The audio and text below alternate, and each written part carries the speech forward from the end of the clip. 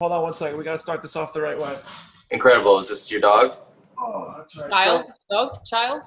So listen, Dylan and Dog Jessica, if we're gonna talk about love and monsters, I had to bring my best supporting character to the interview.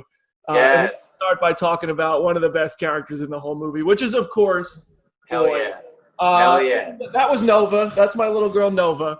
But so you guys worked with a dog named Boy. What is that like on set? How do you what changes on set when you're working with a little pup? So happy we're talking about this. Well, first of all, I mean, like, you have like this dog around, you know, two of them, actually two, there was two, Hero and Dodge. And they're just like, yeah, it's actually incredible how often I emotionally leaned on these dogs. You know, like I would just go and roll on the ground to them whenever I was like tired or something, and they would just lick my face. And there's also something like super incredible about how like they're not like allowed to, this is terrible because I loved this so much, but they're not like allowed to like interact with anyone but me. Wait, really?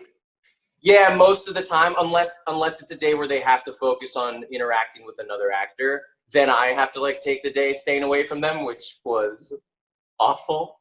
There were days where like Ariana, like for a few hours, could be the only one cuddling with the dogs, and I was like, I'm gonna kill her.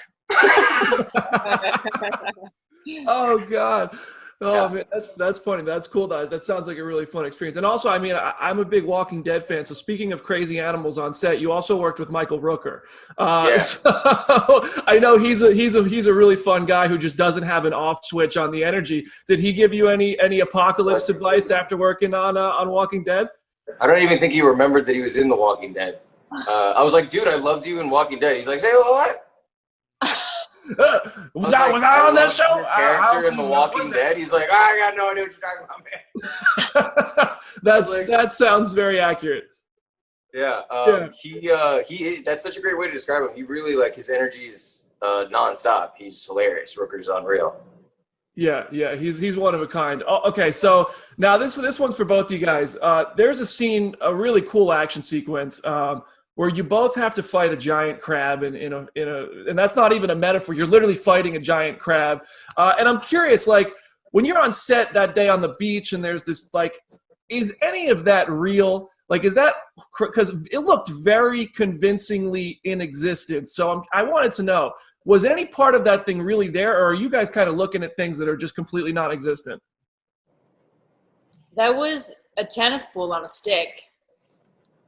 And then there was this blow-up crab that we had sometimes. Yeah, they would drag out this gigantic blow-up crab that they ordered two of from China, and like it was like to take a reference sometimes. Like, it would obviously never be there when we were shooting, but it was hilarious that it even existed. But that whole set was real. Like, they like made that whole beach set, so the environment was totally practical. There would just be times. I remember there's a whole thing that, like, I remember like being on the beach and literally like mapping out like my fight with this crab, or like where it would hit and how I would, this whole like backing up sequence, just all like making it up on the spot. Like, just being like, okay, like first it sweeps my legs and then I can roll over as it comes down like this, and then I'll scurry up and then it'll knock over that house thing, and like all just doing it to nothing. So much fun. That's why I thought maybe it was kind of like Game of Thrones with the dragons, where they kind of had like a piece of it, but that whole thing was computerized. That's crazy. Yeah. Wait, so just, I want to know, just because I know you can't say too much about other films, but how did the kind of experiences compare with the monsters here versus, I mean, like monsters as tall as the Empire State Building on Kong vs. Godzilla?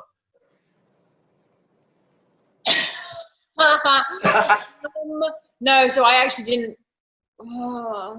interact that much with the monsters on Godzilla vs. Kong. That's fair. But with my experience on that was similar in that it was a mixture of practical and CG. Yeah, very cool. Well, listen, we don't want to get you in trouble, so I respect it. And so, watching the beginning of this movie, I feel like we all kind of can understand Joel's mentality of wanting to stay inside, but also missing the outside world, because Joel had an outside world and Amy had an outside world before the monsters came to existence in this universe.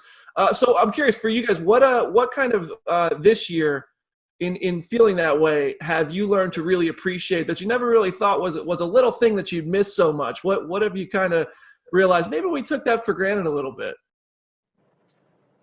Everything.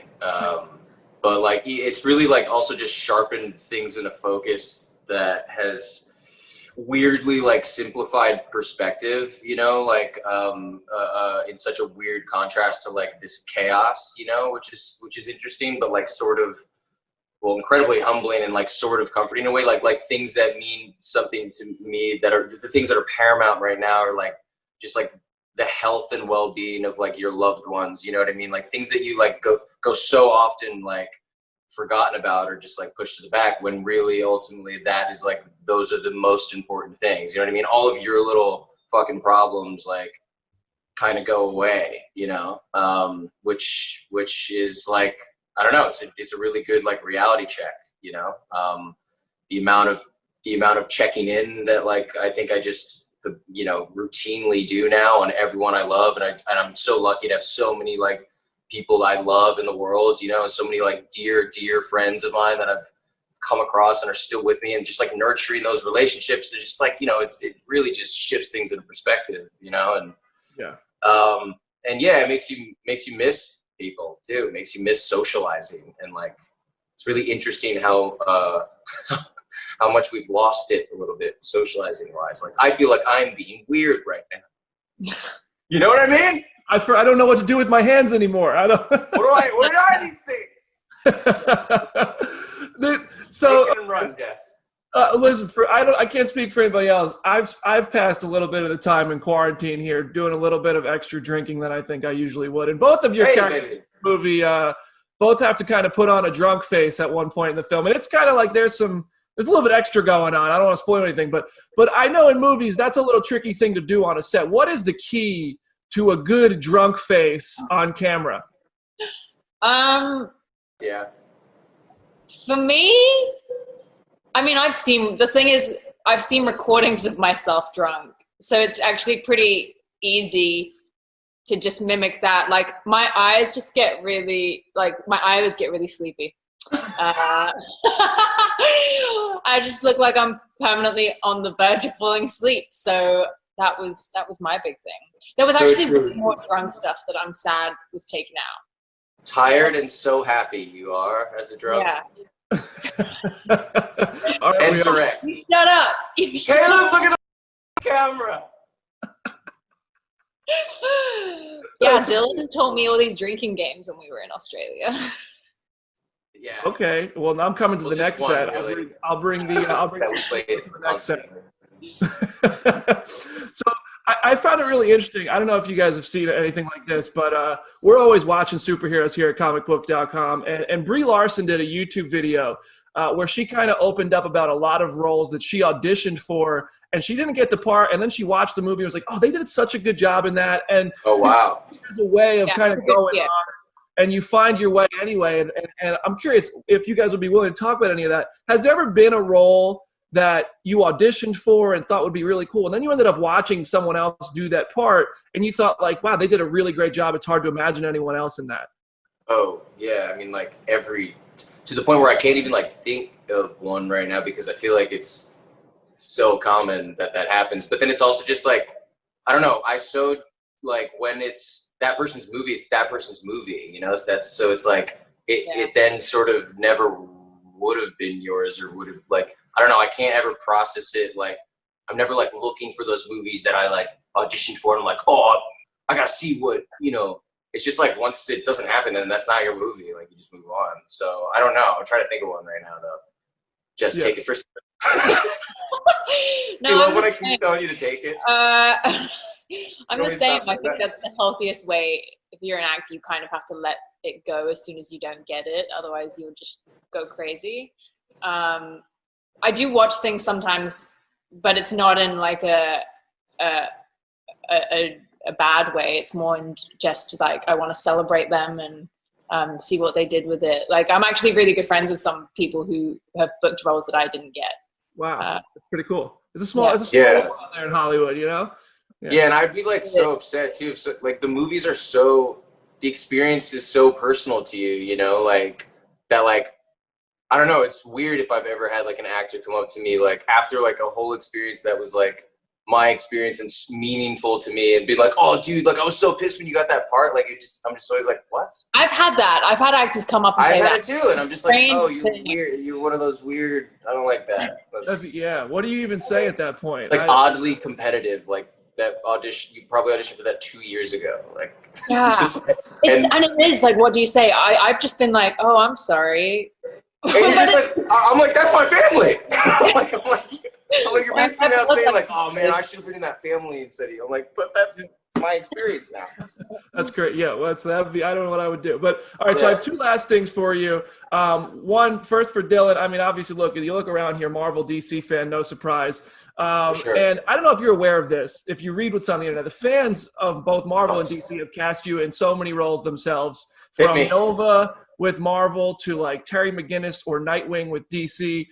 Wait, would you ever? Is your dog's name after that character? Yes, that is my favorite character. And listen, that's one of those roles I'm going to come up to you for and say that should have been me. Yeah. Like, I don't care. I don't care if it was a wonderful experience for you that it's like super deeply personal to you in your life now. I'm like, but so my first of these last 2 questions for you, Dylan, is would you ever want to join, like, because Jessica is no stranger to Marvel, so have you ever like flirted with that idea or had a character in mind that you thought would be fun or you saw people online talking about for you thought was cool? I've gone on a date with the idea. Okay. Like one of those like not bad first dates, but just like, you know, where it was fine and we haven't called each other. Well, no, meaning like I don't know. I like if I'm being honest, like it's not. I that's not something deeply like one of my geek things that I geek out about. You know what I mean? Like I geek out about baseball. You know, I geek out about a lot of things, but like, but yeah, I mean, I don't know. It would just be like anything else, really. If something I thought, I mean, I definitely was obsessed with Spider-Man. Like I like loved Spider-Man growing up, you know? My dad worked on that first Spider-Man movie, like the Tobey Maguire one. And I like remember going to see it at my friend's 10th birthday party. And it was super cool because my dad had worked on it and we were like, and it's like, that's deeply personal to me. But like, yeah, I mean, I don't know, anything else, it would have to be like, if I thought it was cool or if I liked it. Yeah, for sure. Yeah, and my last thing, and this is for Jessica.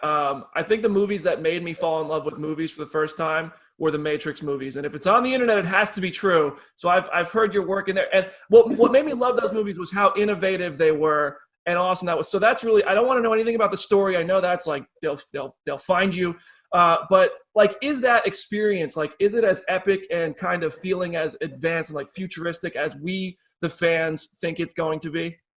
For there you? are definitely moments on set where Yahya and I look at each other and we just go, Matrix 4. Those pinch me moments. And Lana's doing some really interesting things on a technical level in the same way that, you know, she created a style back then. I think she's going to change the industry again with this film. There's some camera rigs that I've never seen before that we're using. That's probably all I can say for that. Listen, I'm all in. I can't wait. I can't wait for everybody to see Love and Monsters on October 16th. Dylan O'Brien, Jessica Henwick, thank you so much. Thanks, Brandon. Guys. Have fun with the rest of your day. Yeah, dude, you too. Cheers.